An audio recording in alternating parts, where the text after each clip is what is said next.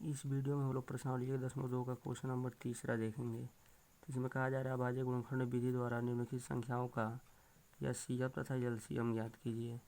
यह भी question number 2 के जैसा ही है, ठीक है ना। उसमें दिया गया था एक्स्ट्रा में क्या जांच कीजिए। तो जो जांच करने वाला जो उसमें था वो एक प्रकार का फार्मूला था, ठीक है ना। तो वह सिर्फ 2 संख्याओं के लिए सत्य है, 2 से अधिक संख्याओं के लिए वो फार्मूला क्या है, सत्य नहीं है। इसीलिए इसमें आप देख रहे हैं 3 संख्याओं का एचसीएफ क्या करना है और एलसीएम ज्ञात करना है। यहाँ 3 संख्याएं आ चुकी हैं, अतः वह फार्मूला यहाँ पे सत्य नहीं होगा, इसीलिए यहाँ पे जांच करने के लिए नहीं दिया गया है। तो जब 2 संख्याएं दिया रहेगा तभी वो फार्मूला काम करेगा। 2 संख्याओं के अलावा 3 संख्या 4 संख्या दिया रहेगा तो उसके लिए फार्मूला क्या है, सत्य नहीं है, ठीक है ना। इसीलिए इस प्रश्न में नहीं दिया गया है। तो जब 3 संख्याएं दिया रहे तब कैसे इसका एचसीएफ और एलसीएम ज्ञात करेंगे अभाज्य गुणनखंड विधि द्वारा, तो उसको देखिए। तो मान लीजिए यहाँ 15 है, 12, 15, 21। तो एक बार 12 को लेकर चलिए। तो 12 को लेकर चलेंगे तो 2 से कट गया 6 बार में, 2 से कट गया फिर से 3 बार में, फिर 3 से कट गया 1 बार में। 12 के बाद 15 है, 15 3 से कट गया 5 बार में, फिर 5 से कट गया 1 बार में। 21 है, 3 से कट गया 7 बार में, फिर 7 से कट गया 1 बार में। यानी कि 12 को क्या लिखेंगे, 2 गुणे 3 और 2 कितनी बार, 2 बार। फिर से 15 को लिखना है तो 3 गुणे 5। फिर से 21 को लिखना है तो 3 गुणे 7, ठीक है ना। अब क्या करेंगे, एचसीएफ ज्ञात करना इन तीनों का, तो क्रम से लिख देंगे, सबसे छोटा फिर उससे बड़ा फिर उससे बड़ा।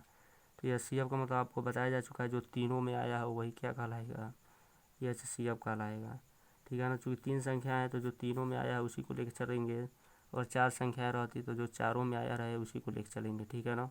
तो यहाँ भी 3 आया है, यहाँ भी, ठीक है ना। इसके अलावा 2 यहाँ पे आया है लेकिन इन दोनों में नहीं आया है। उसी प्रकार 5 भी इन तीनों में नहीं आया है, 7 भी तीनों में नहीं आया है, ठीक है ना।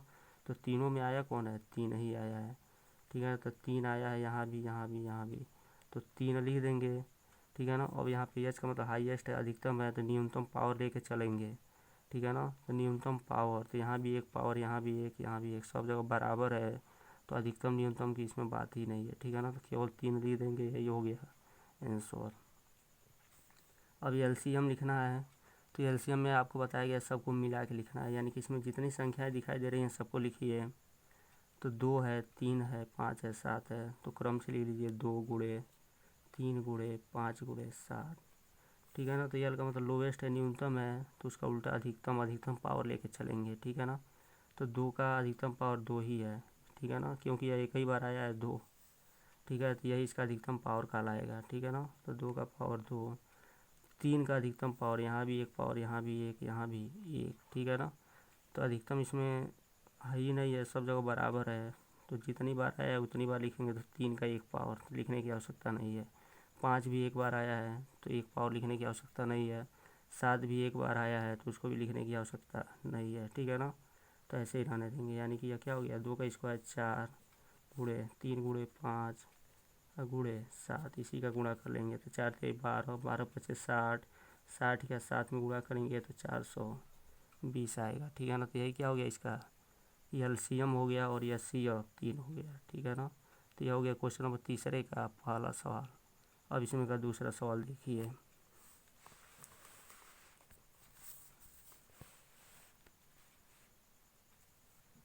तो इसमें 17 है, 23 है और 29 है, ठीक है ना। तो 17 का गुणनखंड करिए।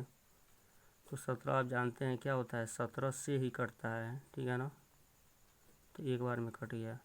फिर 23 है, तो 23 भी अपने आप से ही कटेगा, 23 हो गया एक बार में। फिर 29 है, तो 29 भी अपने आप से ही कटता है, ठीक है ना। तो यानी कि 17 को लिखना रहे तो सिर्फ 17 लिखेंगे, 23 को लिखना रहे तो सिर्फ 23 लिखेंगे, 29 को लिखना रहे तो सिर्फ 29 ही लिखेंगे। तो उसी बात को लिख देंगे 17, 23 और 29। अब यह सी एफ लिखना है, तो जो तीनों में कॉमन है वही क्या कहलाएगा, यह सी एफ। तो तीनों में आपको कुछ कॉमन नहीं दिखाई दे रहा है, तो जब कुछ कॉमन नहीं होता है तो आंसर 1 आता है। कैसे 1 आता है, हम इसको लिख सकते हैं 17 गुणे 1, 23 गुणे 1, 29 गुणे 1। तो आप देख रहे हैं कि ऐसा लिख दिया जाए तो मान पे कोई प्रभाव नहीं पड़ रहा है। तभी भी 17 होगा, तभी भी 23 होगा, तभी भी 29 ही होगा, ठीक है ना। तो यह सिर्फ समझने के लिए लिखा गया है, इसको लिखेंगे नहीं, बस समझेंगे।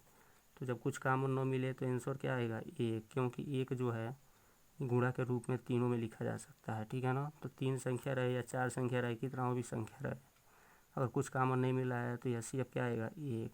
अब एलसीएम लिखना है तो तीनों को मिला के लिखेंगे, तो तीनों को मिलाएंगे तो क्या क्या है, 17 है, 23 है, 29 है। तो 17 गुणे 23 गुणे 29, एक बार यह भी है, एक बार यह भी, एक बार यह भी, तो एक एक पावर, तो यह लिखने की आवश्यकता नहीं है। अब तीनों का आपस में गुणा कर देंगे, ठीक है ना। तो आप गुणा कर लेंगे तो आएगा 11,339, ठीक है ना। तो यही इसका क्या हो गया, एलसीएम हो गया। तो पहला बता दिया गया है, दूसरा बता दिया गया, तीसरा आप खुद लगाएंगे, ठीक है ना। अब इसमें का क्वेश्चन नंबर 4 देखिए।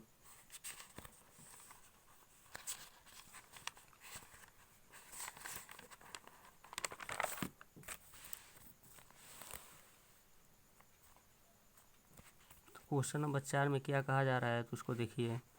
तो क्वेश्चन नंबर 4 जो दिया है, तो दिया है कि यह सीएफ 306 और 6 से 57 का 9 दिया गया है, ठीक है ना।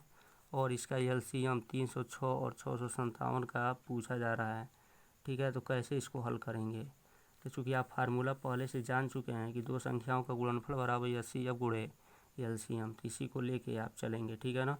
क्योंकि जब एचसीएफ दिया हुआ है, ठीक है, तो आप फार्मूला ही लगाएंगे। या एलसीएम दिया रहता, यह पूछता, तो इसमें एचसीएफ दिया है और यह पूछ रहा है।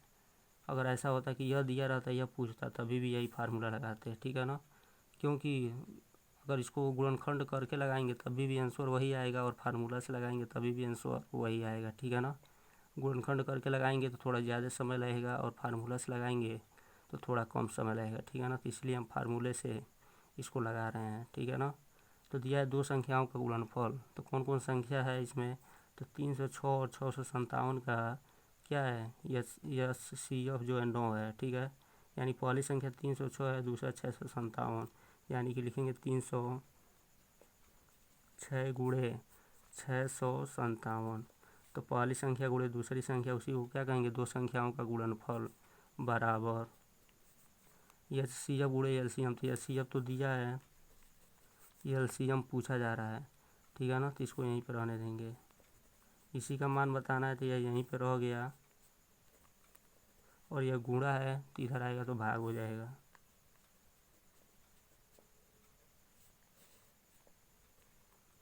अब इसी को हल करना है, तो 9 से इसको काटिए, देखिए कट रहा है कितनी बार में। तो 9 सत्ते 63 होता है, ठीक है ना। 2 बच गया है, 7 हो गया, तो 9 तरीके 27, यह हो गया 306 गुणे, यहाँ पे हो गया 73 बराबर एलसीएम, ठीक है ना। अब इसी का इसमें गुणा करेंगे तो देखेंगे कितना आ रहा है, वही हो जाएगा आंसर, ठीक है ना। तो इसका इसमें गुणा करना है, तो यहाँ गुणा किया जा रहा है, तो 306 का गुणा करेंगे 73 में, तो यहाँ पे हो गया 6 का 3 में करेंगे, 18 का 88 ले, तो यहाँ 0 आ रहा है तो डायरेक्ट 18 लिख देंगे, 3 तरीके 9 हो गया। फिर 7 6 42, तो डायरेक्ट लिख दीजिए क्योंकि यहाँ पे 0 है। फिर 7 तरीके 21। अब इसी को हल करेंगे तो यहाँ पे क्या हो गया, 8 2 1 3, 9 4 13 का 3 हासिल 1, और यह 1 और 1 2 हो गया, फिर 2, कितना आ गया 22 338। तो 22 338 बराबर एलसीएम, ठीक है ना। यानी कि एलसीएम कितना आ गया, 22 338। यानी कि हम इसी को सिस्टमेटिक तरीके से लिखना चाहें तो कैसे लिख सकते हैं, जैसे है वैसे लिख दीजिए, 306 और 657 बराबर 22 338। तो 22 338, तो यही हमारा क्या हो गया, आंसर हो गया, ठीक है ना। तो 22 338 यही हमारा क्या हो गया, आंसर हो गया। तो यह एलसीएम आ गया। तो यह हो गया क्वेश्चन नंबर 4। तो तीसरा और चौथा आप देख लिए। अब क्वेश्चन नंबर अगला जो है, अब हम लोग अगले वीडियो में पढ़ेंगे।